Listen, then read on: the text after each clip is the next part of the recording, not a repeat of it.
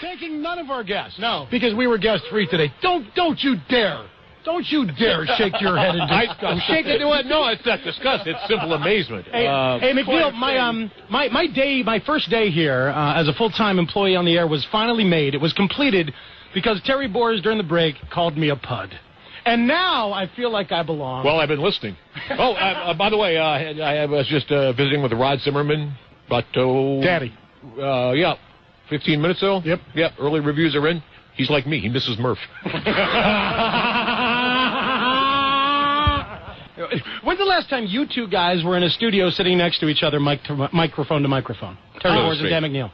10 years this coming August. So 10 years, this moment. Terry and Dan started together August of 99. Mm-hmm. And I think at that point it was 8 to noon, right? We had 3 days, we had 3 days notice. Yeah. If we had more time, we might have done something about that. By the way, in 3 days, Don O'Neill's not in there anymore. It was such an odd situation. The way it was presented to me was so odd. And if you don't mind throwing a little log on the fire or a little sizzling meat in my case. God, I love meat.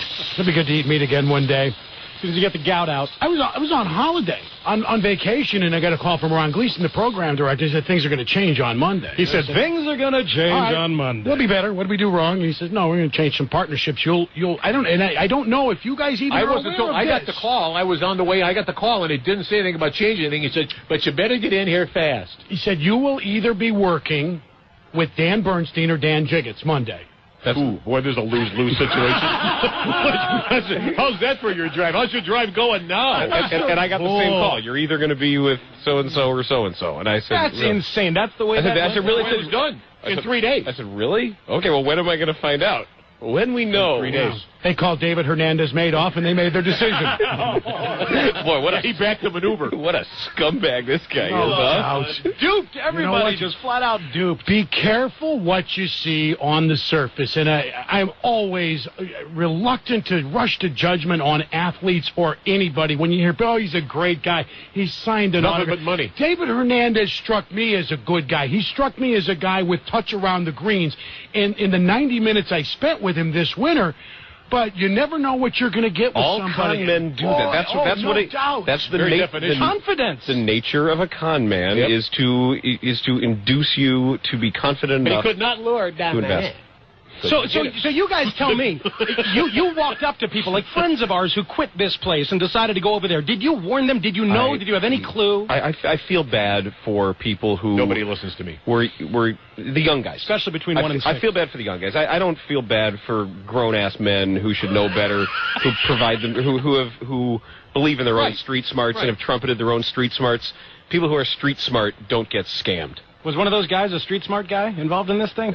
George Hoffman. I feel bad. He's been chasing cats for years. I feel bad for the young guys who took a chance, but maybe they can recover from it. Young and talented people will do it. Look at it this way. Boom Mancini won't even remember it. It's a good thing. He won't even... Huh? What happened? That's true. When he introduces himself to his audience every day, he means it. Yeah. He's like, what happened? He's going to go find Vinny Del Negro and ask him what Ben Wallace meant to the club in the Boston series. I think he thinks he's still on the air. He'll just keep opening up a microphone every day and not know it's not connected to anything. He doesn't know. Well, sort of like Chet.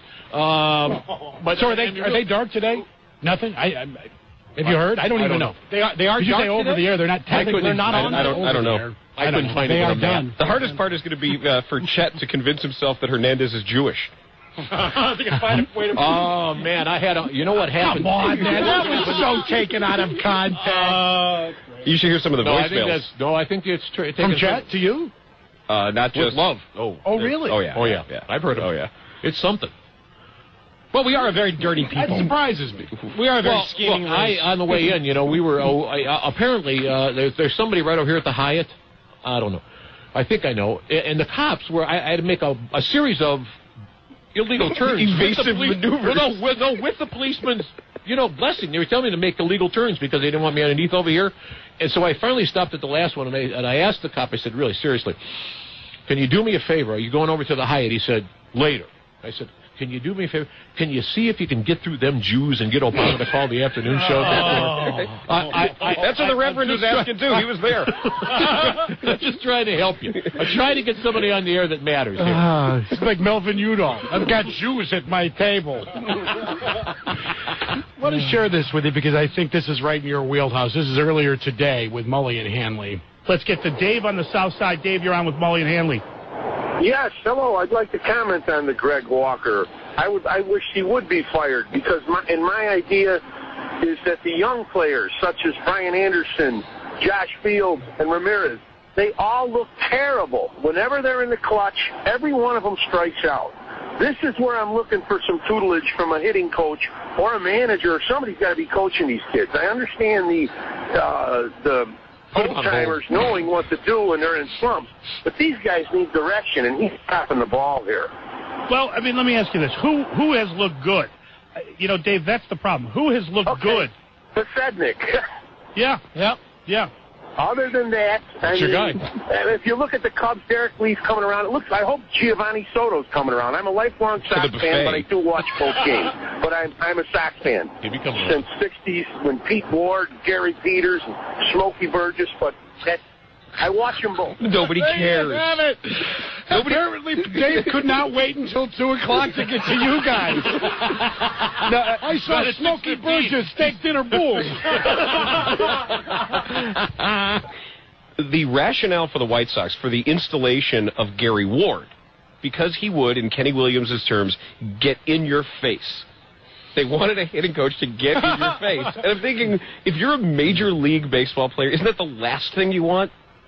Probably. Is a new hitting coach coming in screaming at you to hit better? Well, you know how make it smart. Where you go from disciplinarian, get out, guys. You go from disciplinarian to people's guy, and you go back and forth. But doing that with an assistant coach, like a hitting coach. His job is to turn the video machine on and off. The problem with the White Sox is there are far too many people who are not qualified to be doing the job they're being asked to do. Chris Getz is not a major league player. Not yet.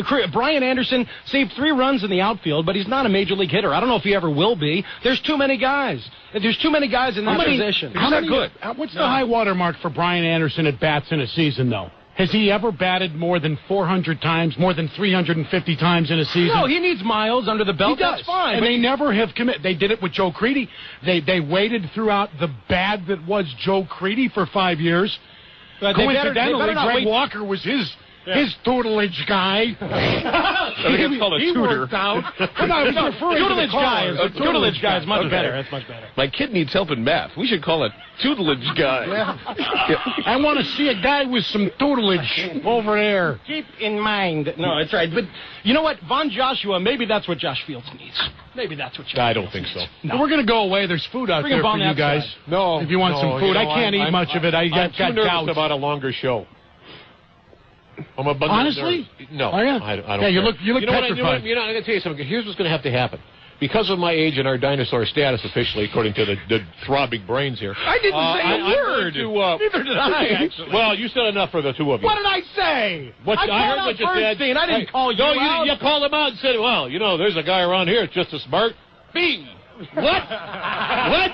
If you got to say it yourself, it's not so, my friend. Oh, look at you. Okay. No. What if I said I was as gay as you? Absolutely. What about then? That's possible. Okay. Well, not really possible. All right. Well, never mind, Liberace. Hold on a minute. Where was I? Where was I in my thought here? Because of the extra. Hold on a minute. Yeah. Hold on. I think at some point I will need a relief pitcher. I'll need a nap. I think I will need a just like 20 minutes, just like a segment. You do it. And just pretend like I'm here, like you always do. Well, McNeil wanted a lunch break today. He was asking, do we get 30 minutes for lunch? He should have it. He's talking about he wanted one. We should both go out and have a lunch and nap, whatever we want. You are dinosaurs. Listen to you. I understand that. A lunch break and a 4-hour show. A nap this afternoon. No, but it's a 5-hour show, and I don't want a lunch break. Because I don't eat lunch.